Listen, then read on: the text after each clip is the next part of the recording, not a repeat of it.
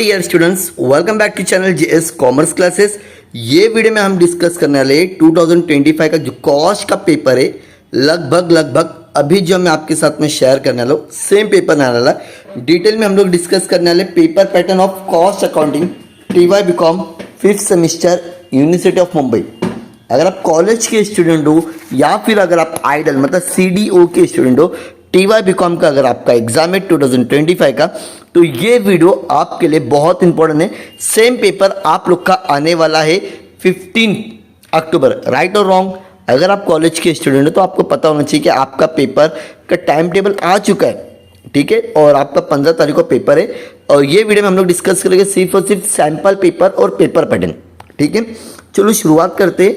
अच्छा स्टूडेंट्स, अब आप मुझे बताओ आप लोग का कितना मार्क्स का पेपर होगा? सभी को पता होना चाहिए, आई थिंक सो 100। कितना?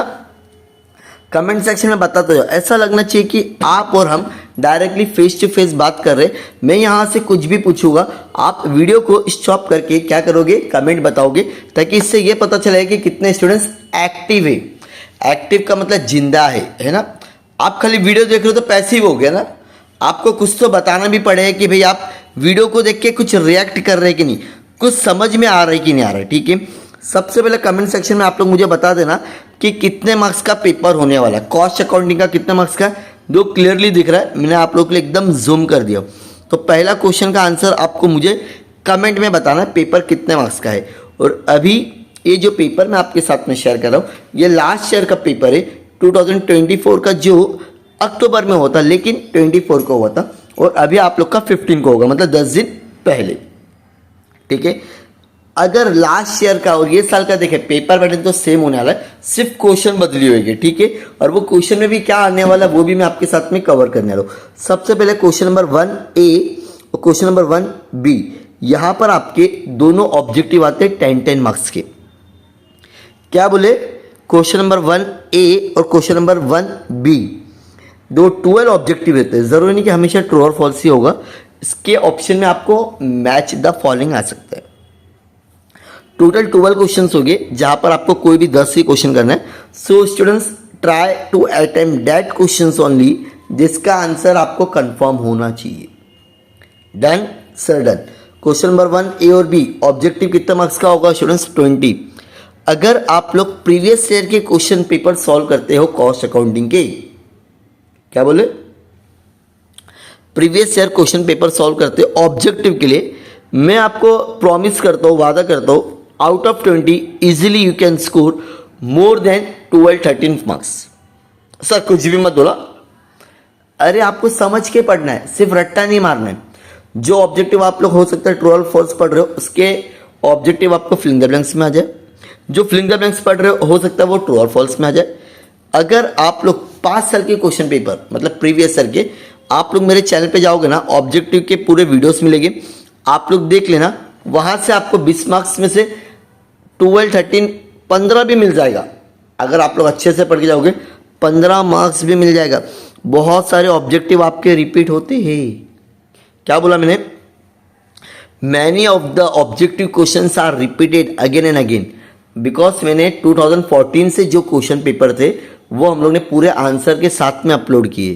तो गारंटेड, अगर आप लोग ने हर साल 20 मार्क्स का क्वेश्चन आ रहा है, अगर आप लोग 200 मार्क्स के क्वेश्चन करके जा रहे हो 2014 से लेके, हो गया ना 10 साल पेपर, तो अगर आप लोगों ने 150-200 मार्क्स का पढ़ के गए, क्या उसमें से 15 मार्क्स नहीं आएगा? सर क्या बात है, 20 मार्क्स तो यहीं पर आपको मिल गए। डन। 10-10 मार्क्स के दोनों ऑब्जेक्टिव रहेंगे, यहाँ पर भी आपको ऑप्शन रहेगा, ठीक है। अब क्वेश्चन नंबर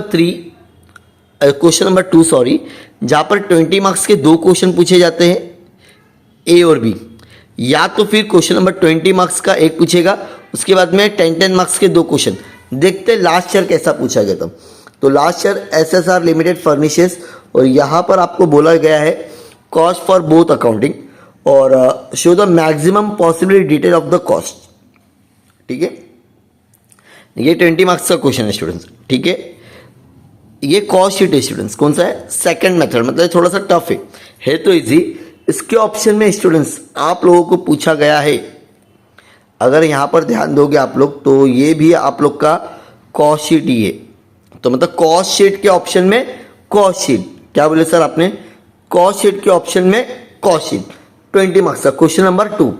जरूरी नहीं कि हर साल सेम आएगा, कुछ चेंजेस भी हो सकता है, ठीक है। अब क्वेश्चन नंबर 3A, यहां पर भी सेम। अब यहां पर 10 मार्क्स के क्वेश्चन पूछ ले डायरेक्ट 3 में। पहले 10 मार्क्स का क्वेश्चन आ गया ईओ, मतलब ये मटेरियल कॉस्ट का, ठीक है, सेकंड चैप्टर का। ए या तो बी करना है 10 मार्क्स के लिए again. Question number 3B, closing stock where is the cost of book, ये कौन सा चैप्टर का है students? From the following particular reconciliation, ठीक है, 10 मार्क्स का।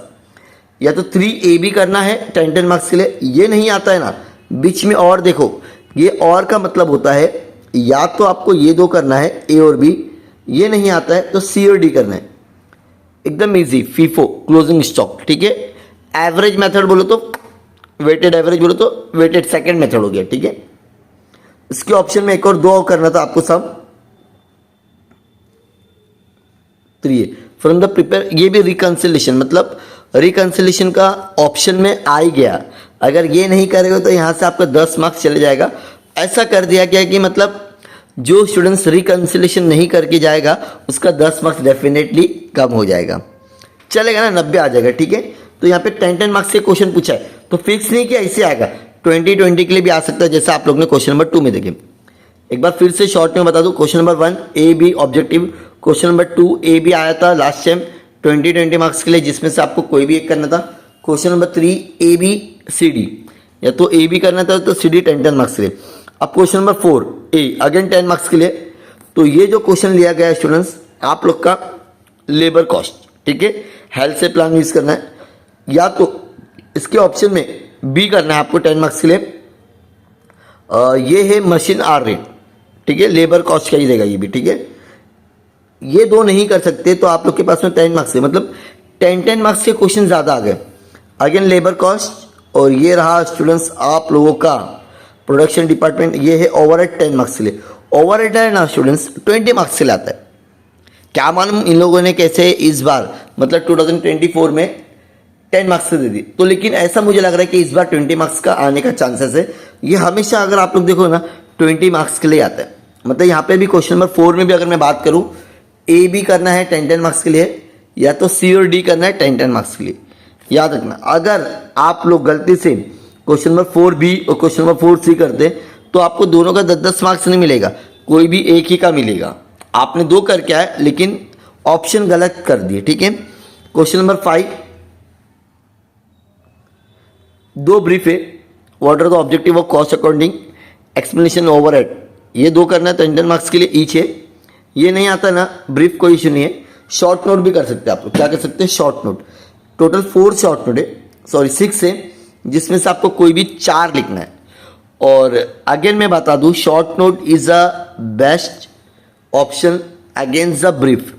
ब्रीफ लिखने से अच्छा आप लोग शॉर्ट नोट लिखो, आपको शायद 15-16 मार्क्स मिल सकते हैं, लेकिन ब्रीफ में आपको इतने मार्क्स मिलने वाले नहीं है। लेकिन अगर आपको कॉन्फिडेंस है कि सर मुझे दोनों क्वेश्चन बहुत अच्छे से आते हैं, so you can go through that also, आप लोग वो आंसर भी लिख सकते हो, मतलब ऑप्शन है आपके पास में, या तो ब्रीफ क्वेश्चन लिखो या तो फिर शॉर्ट नोट लिखो। ये था पूरा paper pattern for cost accounting TY BCom 5th semester के सैम्पल पेपर भी बोल सकते हैं। अब जो भी स्टूडेंट्स को प्रीवियस ईयर पेपर चाहिए कॉस्ट अकाउंटिंग के, तो प्लीज़ आप लोग मेरे टेलीग्राम पर जुड़ जाइए या व्हाट्सएप पर जुड़ जाइए, लिंक आपको डिस्क्रिप्शन मिल जाएगी। और इस वीडियो को अपने सारे TY BCom स्टूडेंट्स के साथ में, फ्रेंड्स के साथ में शेयर करना। जल्दी से जुड़ना, लेकिन जुड़ने के लिए प्लीज़ चैनल को सब्सक्राइब करना, फिर ठीक है। मिलते हैं नेक्स्ट वीडियो में। Thank you so much, bye bye.